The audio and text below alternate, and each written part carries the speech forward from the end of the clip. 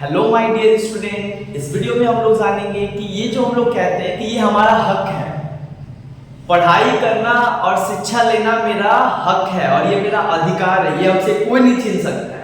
क्या आपको ये जो अधिकार का बात करते हो, क्या आपको ये पता है कि ये जो अधिकार है सबसे पहले कैसे शुरू हुआ था और किस देश से जो है ये स्टार्ट हुआ था? कि वहाँ के लोगों ने सबसे पहले अपने देश के जो प्रजा मतलब मोनार्की सिस्टम था, जो राजतंत्र था, और अपने राजा से जो है वो डिक्टेट करते थे कि हमें भी जो है अधिकार मिलना चाहिए। ये जो अधिकार अधिकार अधिकार जो हम लोग बात करते हैं ये यूं ही नहीं मिली, इसके लिए काफी ज्यादा पापड़ बेलना पड़ा है। तो आज उसको हम लोग समझते हैं कि ये जो अधिकार हम लोग आज फंडामेंटल राइट्स का बात करते हैं, हमारे देश में भी फंडामेंटल राइट्स है, राइट। तो ये आखिर में दुनिया में पहले कैसे शुरू हुआ? देखो, सबसे पहले क्या होता है कि 1215 में क्या होता है, बहुत साल पहले मैग्ना कार्टा, सबसे पहले इंग्लैंड के लोगों ने जो है अपने राजा, जो बहुत कंजूस राजा और बहुत जो क्रूर शासक था, उससे उन लोगों ने जो है लिबर्टी मांगा कि हमें नागरिक का एक सिविल राइट्स होना चाहिए और अधिकार होना चाहिए, और राजा को क्या करना पड़ेगा, वो अधिकार देना पड़ेगा कि एक प्रजा भी जो है अपने राज्य में कुछ बोलने के लिए स्वतंत्र है। तो सबसे पहले जो है मैग्ना कार्टा जो है 1215 में आया, यहीं से सबसे पहले राइट्स का सिलसिला स्टार्ट हुआ।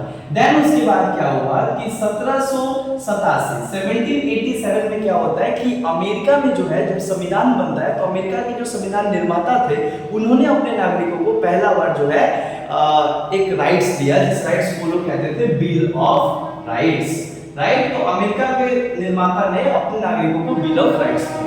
उसके बाद जो है कुछ ही दिनों बाद 1789 में आफ्टर द फ्रेंच रेवोल्यूशन, वहां पे भी क्या होता है, फ्रेंच के जब नया सरकार बनता है, रिपब्लिक गवर्नमेंट डेमोक्रेसी आता है, तो वहां पे भी अपने नागरिकों को कुछ अधिकार दिया जाता है। उस अधिकार को क्या कहा जाता है? Rights of declarations of the rights of man, declarations of rights of citizens, declarations of man, declarations of the rights of man and citizen, right. फिर उसके बाद क्या होता है कि 1789 में जो है यहाँ पे आता है। भारत में 1928 में क्या होता है कि नेहरू रिपोर्ट होता है, उसमें भी जो है जो रिपोर्ट पेश किया गया था पंडित नेहरू के द्वारा, और जो उनके पिता उनके पिता के द्वारा जब ये किया गया था मोतीलाल नेहरू के द्वारा, तो इसमें भी हमारे देश में जो है कॉलोनियल पीरियड में ब्रिटिश सरकार से राइट्स का मांग किया गया था कि नागरिकों को जो है अधिकार मिलना चाहिए।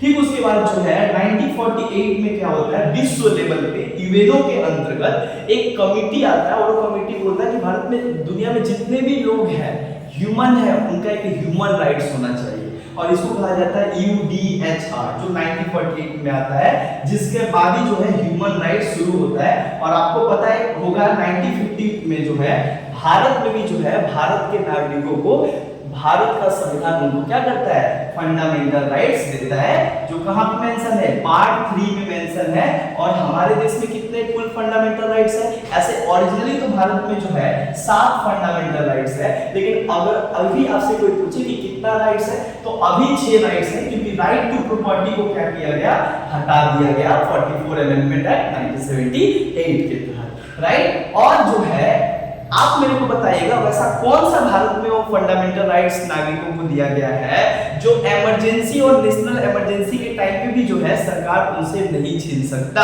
ये कमेंट में आपको बताइएगा। धन्यवाद।